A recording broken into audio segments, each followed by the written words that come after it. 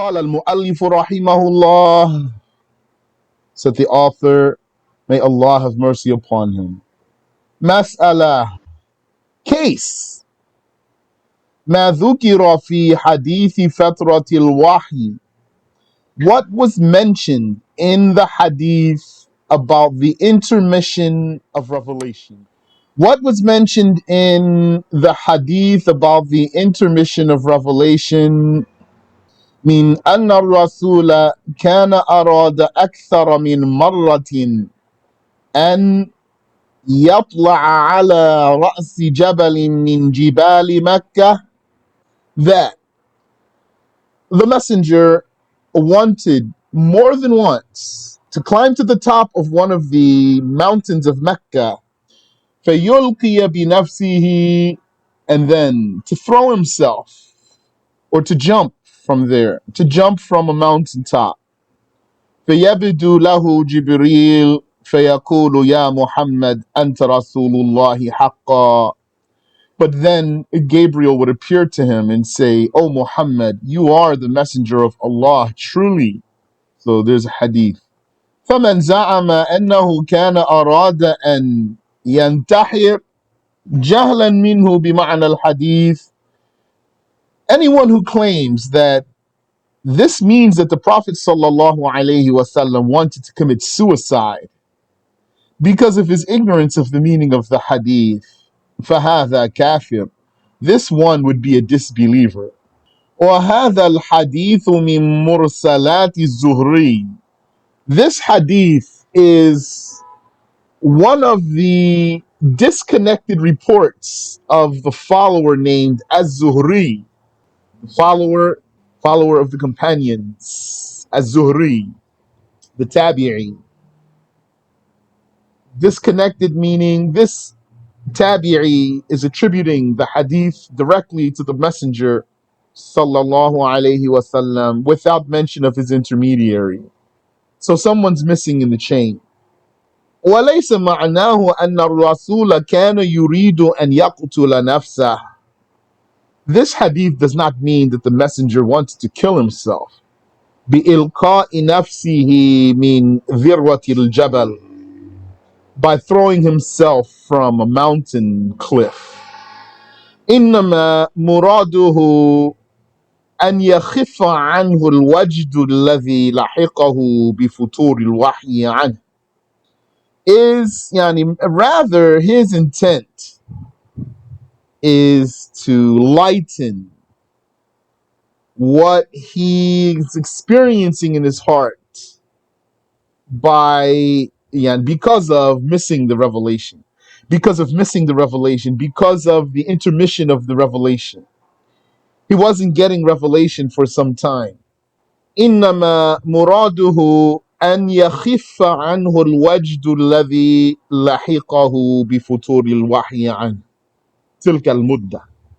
Merely his intent was to lighten, maybe is something like anxiety or the like, when he has something in his heart that he was finding in his heart because of the intermission of the revelation.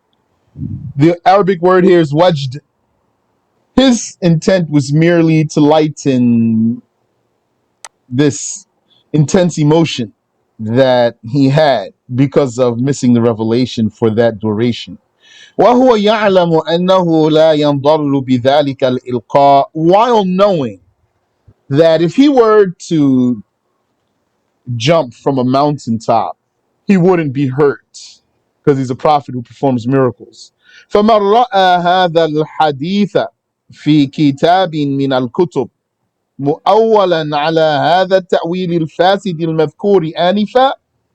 So anyone who saw this hadith in some book misinterpreted as mentioned in this corrupted way, فليحذر, then let him be warned. فقد نقل ذلك التأويل الفاسد فقد نقل ذلك التأويل الفاسد الحافظ ابن حجر عن بعض المحدثين. Hafiz ibn Hajar, he documented this corrupt misinterpretation for this hadith from some hadith scholars. وَاعْتِقَادُ هَذَا الْمَعْنَى الْفَاسِدِ كُفْرٌ. Believing in this corrupted meaning is blasphemy, وَإِلْحَادٌ, and irreligiousness. لأن الانتحار أكبر المعاصي بعد الكفر, because suicide is the greatest of sins after blasphemy. He means it's in that realm because it's the taking of a life. It's in the realm of murder. Suicide is in the realm of murder. So blasphemy is the worst sin of all, and it has different types, and some of that's worse than others. After that comes homicide, killing, and it has different scenarios. Some are worse than others, like killing your own children for some reason, like for fear of poverty. So some cases of killing are worse than others. And then after that comes fornication and adultery, and has different cases, and some are worse than others, like incest. That's zina, incest. And like having an affair with the neighbor's wife. So when Sheikh says here, لأن الانتحار أكبر المعاصي بعد الكفر, because suicide is the worst of sins after blasphemy, he means suicide is a type of sin in the realm of that which is the worst after blasphemy, because it's a type of killing. فلا يتصور حصوله من الرسول. And so it is inconceivable that this would be something that the messenger would do. لا سيما أن جبريل يقول له يا محمد أنت رسول الله حقا, especially with Gabriel saying to him, "O Muhammad, you are the messenger of God truly." حصل من شاب طرابلسي يسكن فرنسا. It happened that a young man from Tripoli who was living in France كان يتردد إلى بعض مجالس العلم أياما قلائل. He used to go to some sessions of knowledge for a few days. ثم صار يطالع في بعض الكتب من غير تأهل لذلك. Then he started reading through some books without being qualified to do so. فوجد هذا الحديث, and he encountered this hadith. ففسره بالانتحار, and then he interpreted it as suicide, meaning as the Prophet wanting to commit suicide. فقال لبعض جماعتنا, and so he said to some of our association, كيف تقولون الانتحار حرام? How can you say that suicide is haram? والرسول أراد أن ينتحر. The messenger wanted to commit suicide. Sheikh says تهوره أوقعه في الكفر. His carelessness made him fall into blasphemy. ومن الألفاظ الكفرية قول بعضهم, and one of the expressions of blasphemy is what some said, كان الله يريد أن يخلق فلانة ذكرا ثم خلقها أنثى وعكسه. If someone said, Allah, he meant to create so-and-so as a male, but he created her as a female, or vice versa, that's blasphemy. فإن في ذلك نسبة الجهل إلى الله, because this is truly attributing ignorance to Allah. To say he meant to create, yani he wanted or he willed to create someone one way, but he created that one another way, because it's like saying he wanted to do it one way, but he didn't know, so that one came out another way. So this is attributing ignorance to Allah. وَنِسْبَةَ تَغَيُّرِ الْمَشِيئَةِ الْأَزَلِيَّةِ, And it is confirming change for the eternal will. وَاللَّهُ لَا يَجُوزُ عَلَيْهِ تَغَيُّرُ فِي ذَاتِهِ. And it's not permissible or valid that the self of Allah would change. أو في صفة من صفاته, or that any of his attributes would change. As for his creating something, like we say, for example, today he's creating whatever's happening, and yesterday he created whatever happened, and tomorrow he will create whatever happens, but it doesn't change. So how's that? Because he creates in eternity. That's why there's destiny. Destiny is that everything that God willed to be created is already preordained. And it all comes out the way he willed in eternity. So there's no change for him. This is what a Wahhabi doesn't understand. A Wahhabi says Allah speaks and stops speaking whenever he wants. His speech is not created, but it can still start and stop. Just like he creates whatever he wants, whenever he wants. He can create this then and create that at another time. So Wahhabi really believes that Allah changes. So he believes Allah has created and he has no idea. لأن التغير علامة الحدوث, because change is the very indication of createdness. It is the sign, the indicator of createdness. والحدوث ينافي الألوهية, and createdness negates or defies godhood, meaning someone who has createdness could not also have godhood, and someone who has godhood could not have createdness. وما يوهم ظاهره من وما يوهم ظاهره من النصوص خلاف ذلك, and any religious texts that might give the false impression of what is contrary to what we are saying. Huwa muta'awwal, it is interpreted in another way. La yuradu bihi dhalika al-zahir, that which it seems to be is not what's meant by it. وَذَلِكَ كَقَوْلِهِ تَعَالَى, that's like Allah saying, الآن خفف الله عنكم وعلم أن فيكم ضعفا. Now Allah has lightened for you the judgment of jihad, and he knew that there is in you weakness. That's the 66th verse of Surah Al-Anfal.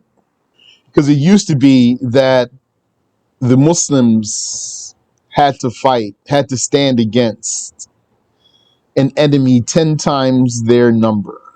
One Muslim for 10 disbelievers. That was obligatory. But Allah reduced that for us because he knew that the Muslims would not be able to maintain that. So he lightened it to one Muslim to two non-Muslims. So a Muslim cannot run if he's against two in war. Talk about war. So Al-ana khaffafa Allahu ankum, now Allah has lightened for you. Wa alima anna fikum ضعفا, and he knew that there is in you weakness. فليس مراد الله به أنه لم يكن يعلم في الأزل أنه سيلحقهم ضعف. This does not mean that, Allah does not mean by this that he did not know in eternity that the believers shall acquire some weakness. إنما حدث له بعد ذلك علم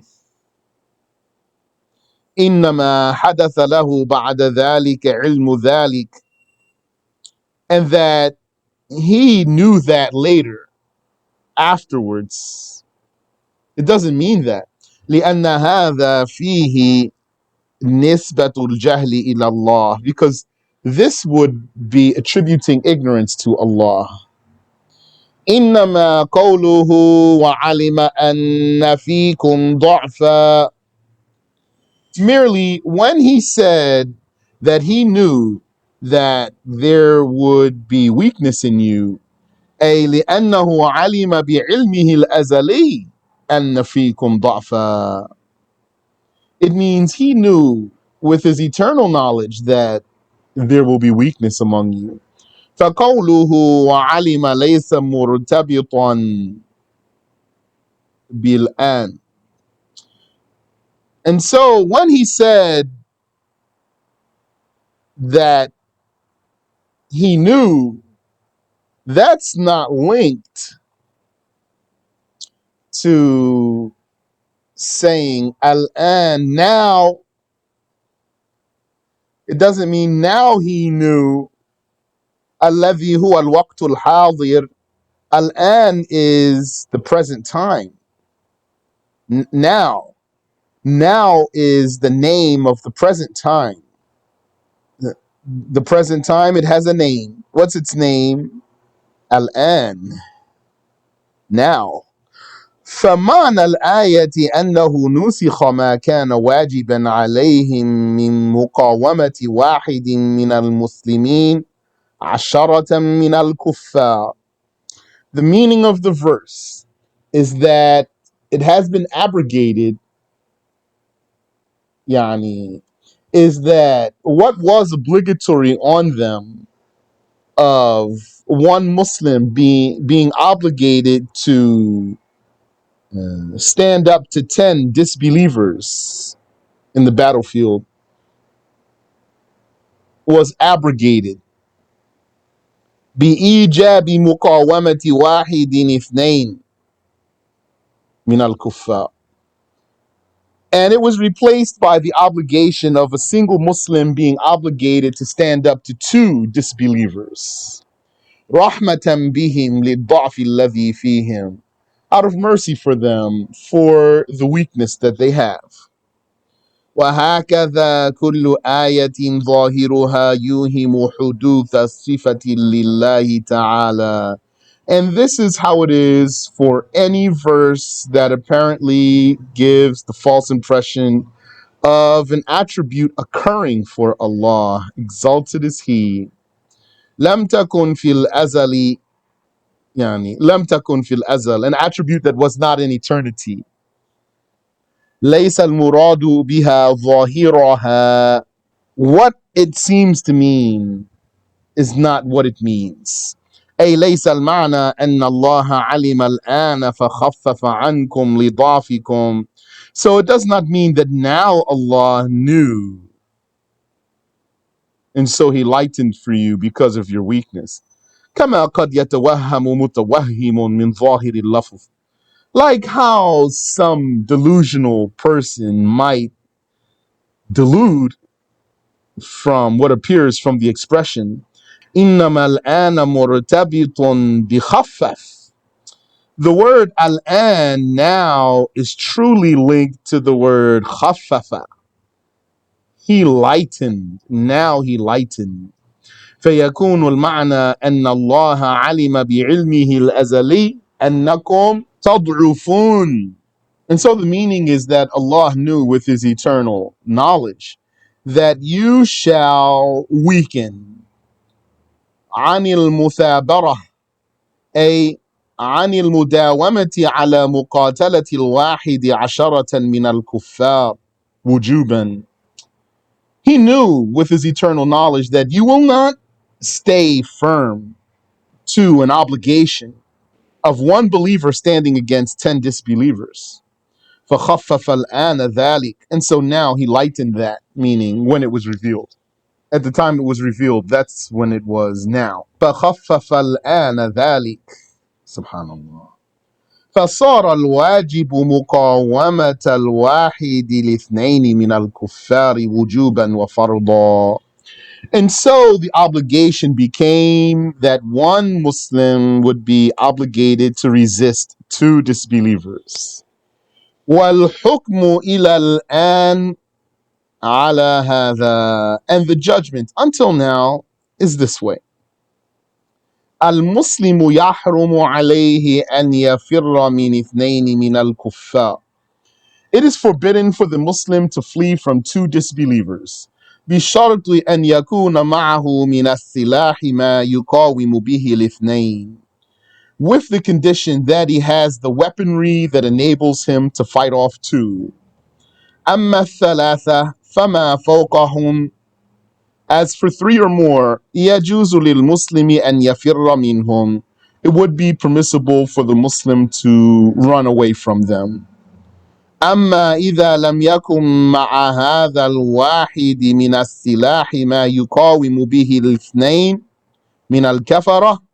But if this Muslim does not have the sufficient weaponry by which he can resist two disbelievers, فلا يجب عليه الثبات في قتالهما. Then it would not be obligatory on him to stay firm in fighting both of them. فتعلق التخفيف بذلك الوقت معناه عند الأشاعرة الآن وقت تعلق أثر إرادة الله.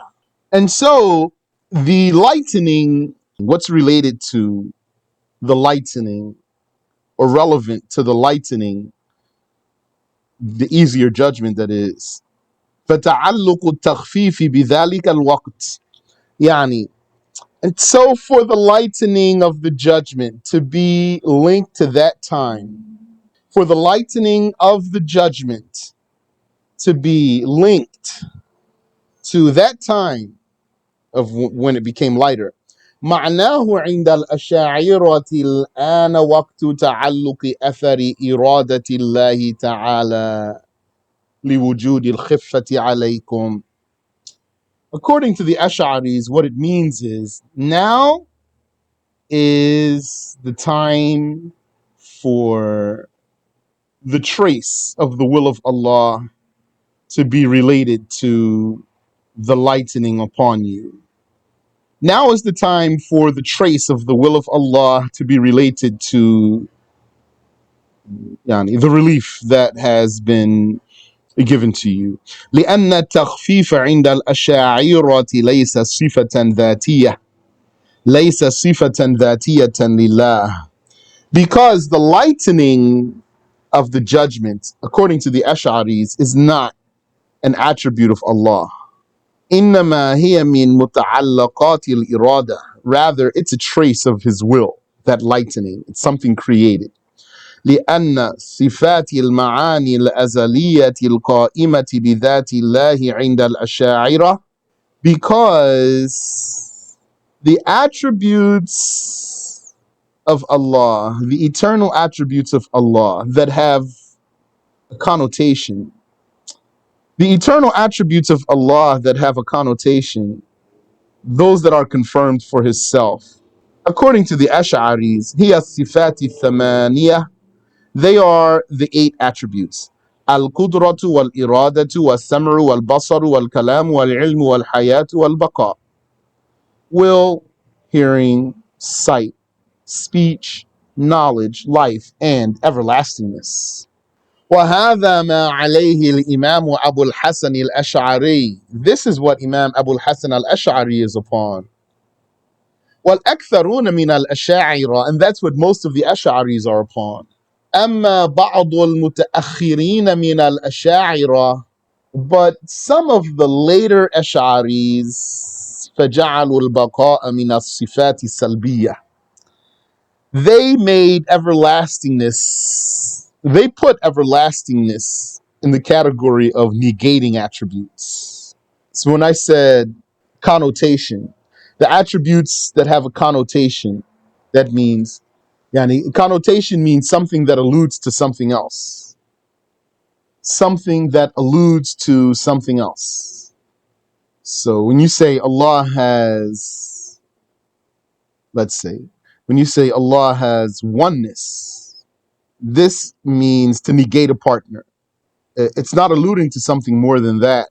Yani, it's not alluding to something more. But when you say Allah has knowledge, this is not merely a negation of ignorance. It's not merely a negation of ignorance. It alludes to something, which is the confirmation of something. There's something confirmed here, not merely negated. الأشاعرة اصطلحوا على أن هذه ثمانية صفات قائمة بذات الله. The Ash'aris, they made it their terminology that these 8 attributes are the attributes confirmed for the self of Allah. These 8? Well, aren't there 13? Yes, there's 13. So why I said 8? Because the scholars sometimes they say the attributes of Allah, like that general word there, and they mean these attributes, the attributes that have a connotation, sifatul ma'ani. Although he has other attributes, oneness, dissimilarity, independence, and existence. But those attributes, they're not of the same category. And they don't allude to what those 8 allude to. So since they don't allude to what those 8 allude to, the scholars would say sometimes the attributes of Allah, and they mean those attributes that allude to a confirmation, not the attributes that merely negate something. So 13 attributes. Out of these 13 attributes, there's 3 categories. First category is the self attribute, existence. The self attribute. So that's a category on its own. Then you have existence without beginning. That's a negation. Existence without a partner. That's a negation. Existence without a similar. Existence without a requirement. Those are all negations that don't allude to something confirmed. Then you have the other 8 that we just listed already. They allude to something confirmed, not merely a negation. So what do we have here? We have what the Sheikh said, which is what? Terminology. If there's terminology, if there's definitions, that means there's what? That means there's scholars, right? That means there's experts on the field, right? Yes. So I'm going to come back to that sometime, inshallah. وَهِيَ أَزَلِيَةٌ أَبَدِيَّةٌ. And those attributes are eternal and everlasting. وَمَا سِوَى ذَلِكَ مِنَ الْإِحْيَاءِ وَالْإِمَاتَةِ وَالرَّزْقِ وَالْإِسْعَادِ وَالْإِشْقَاءِ. And any other attributes such as life creating and death creating and providing and making one die as a believer and making one die as a disbeliever. Al-Is'ad wal-Ishqa laysat sifatin azaliyatan qa'imatan bidhatillah. Those are not, according to the Ash'aris, eternal attributes that are confirmed for the self of Allah. Those are not eternal attributes that exist by the existence of God. وَيُسَمُّونَهَا صِفَاتِ الْأَفْعَالِ. And they call them the attributes of doings. So the Ash'aris call them the attributes of doings. وَأَمَّا عِنْدَ الْمَاتُرِيدِيَّةِ فَصِفَاتُ اللَّهِ الْقَائِمَةُ بِذَاتِ اللَّهِ لَا تُحْصَى. But according to the Maturidis, the attributes of Allah that are confirmed by His self, yani confirmed for Himself, they are unlimited because they include the attributes of doings as attributes of the self. فَالْإِسْعَادُ وَالْإِشْقَاءُ وَالْإِمَاتَةُ وَالْإِحْيَاءُ وَالرَّزْقُ وَالتَّخْفِيفُ وَالْإِبْدَاعُ وَالتَّكْوِينُ وَنَحْوُ ذَلِكَ صِفَاتٌ قَدِيمَةٌ أَبَدِيَّةٌ.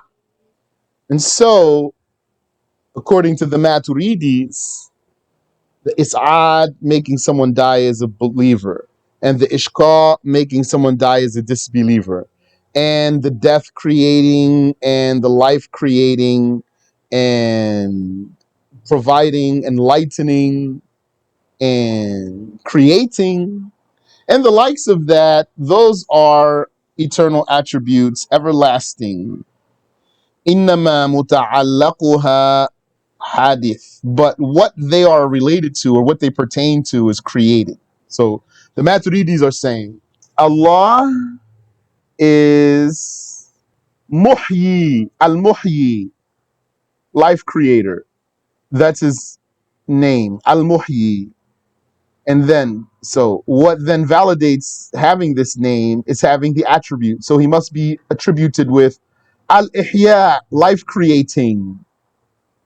And what's related to this attribute, which is for something to be alive, that's created. And likewise, the rest of those things. وَعَلَى هَذَا الْبُخَارِي, and Al-Bukhari goes this way. He takes this position. قال البخاري في كتاب التوحيد. Al-Bukhari said in the book of Tawheed, which is a subsection in the book of Sahih, his authentic hadith book. الفعل صفته في الأزل والمفعول حادث. The doing or the action, capital D or capital A, is an attribute of his in eternity. So that means then he's a doer or an actor. وَالْمَفْعُولُ حَادِث, and the done thing is created. The done thing occurs. وَعَلَى هَذَا كَانَ بَعْضُ قُدَمَاءِ الْأَشَاعِرَةِ, and some of the former Ash'aris, the old ones, they took this way also.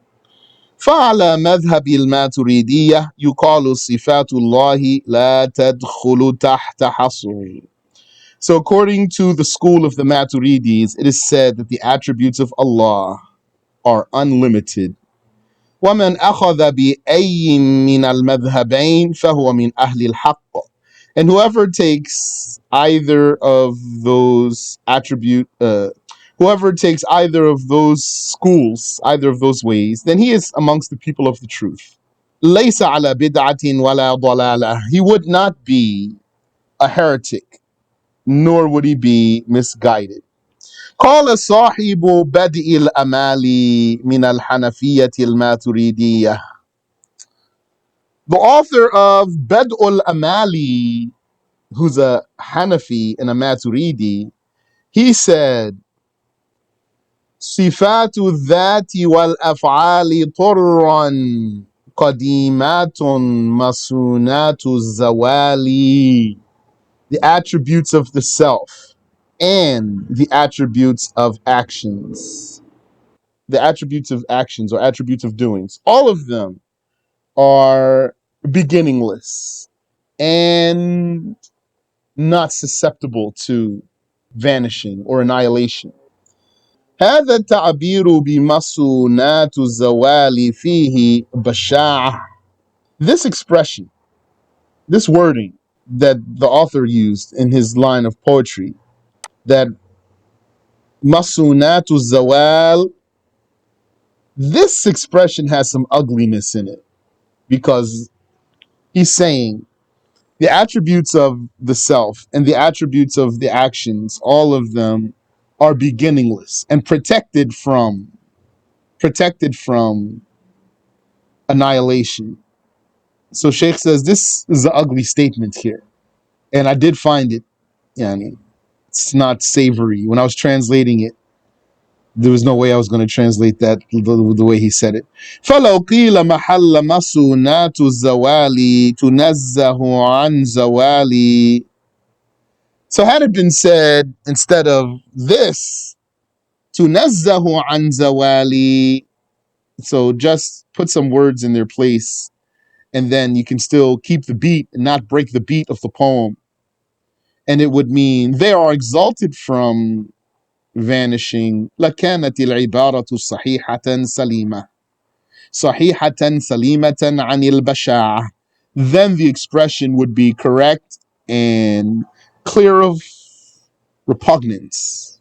So look what happens sometimes. Person is a scholar, a person is a learned one, and still his wording is not the best one. Because there's experts in the field. They talk, they define things. لأن مصونات يوهم أنها ممكنة الزوال. Because saying they are protected from vanishing gives the impression that they could possibly vanish. لكن تصان عن الزوال, but they're protected from that. وأما تنزه عن زوال, but to say they are exalted from vanishing, فالمعنى نحن ننزهها عن الزوال. The meaning is we exalt those attributes from vanishing. أي نقول أبدية لا تفنى, meaning we say they are everlasting, they do not vanish. وهذه المنظومة مشهورة عند الحنفية. This poem is famous to the Hanafis. يقال لها قصيدة بدء الأمالي. It's called, what I already told you, the poem Bad'ul Amali. Bad means to start. Al Amali, what I know from the word Amali means dictation. أولها, the beginning of that poem is يقول العبد في بدء الأمال بتوحيد كنظم من لآلي. He says, yani, the first line of the poem is, the slave of God says in the beginning of the dictation about monotheism, its lines are like a string of pearls. A qasidatan manzumatan tushbihu al-la'ali. He means that this is a poem that is arranged like pearls, arranged like pearls. قال المؤلف رحمه الله, said the author, may Allah have mercy upon him. وقد عد كثير من الفقهاء, many jurists have listed expressions of blasphemy. كالفقيه الحنفي بدر الرشيد, like the Hanafi jurist Badr al-Rashid.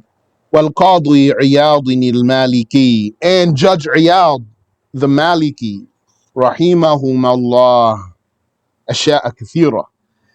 May Allah have mercy on both of them. They have documented, they have listed or enumerated many cases of blasphemy. فينبغي الاطلاع عليها, so it is important to be aware of them, يعني, or to read them. فإن من لم يعرف الشر يقع فيه, for indeed anyone who does not know evil falls in it. الشرح أن بعض الفقهاء من شافعيين ومالكية وغيرهم ذكروا كثيرا مما هو ردة. The explanation is that some jurists, whether Shafi'is or Malikis or others, have mentioned many cases of apostasy.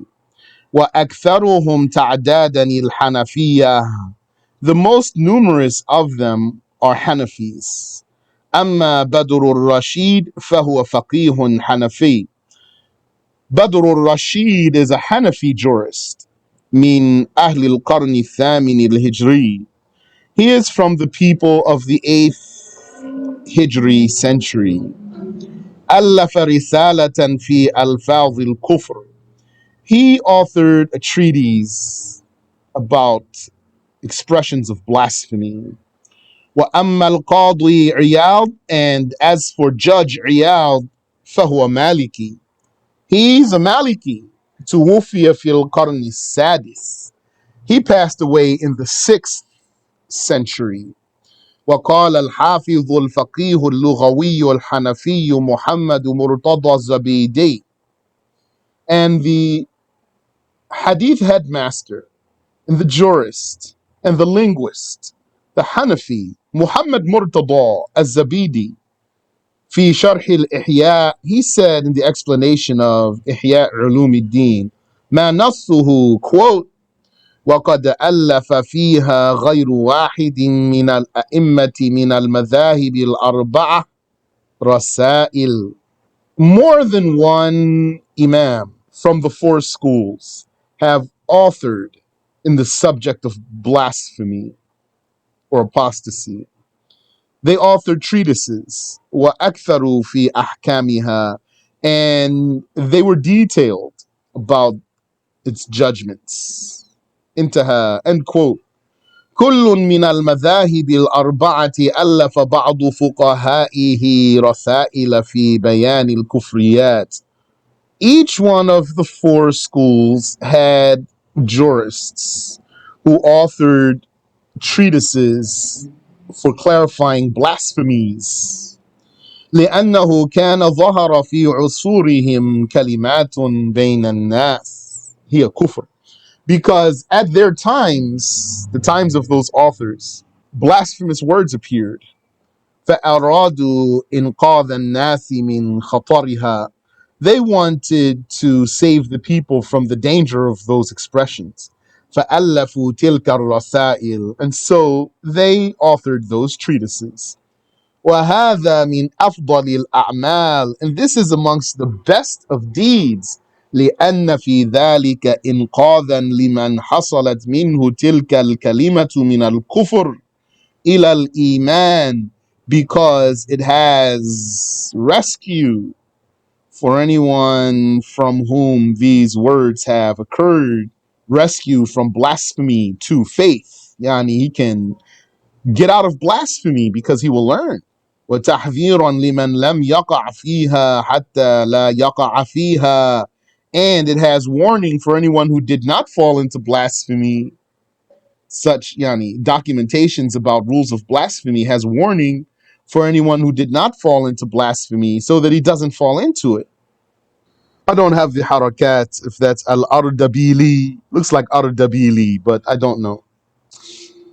وقد أكثر يوسف الأردبيلي الشافعي في كتابه الأنوار لأعمال الأبرار من تعداد الألفاظ المكفرة بعضها بالعربية وبعضها بالفارسية.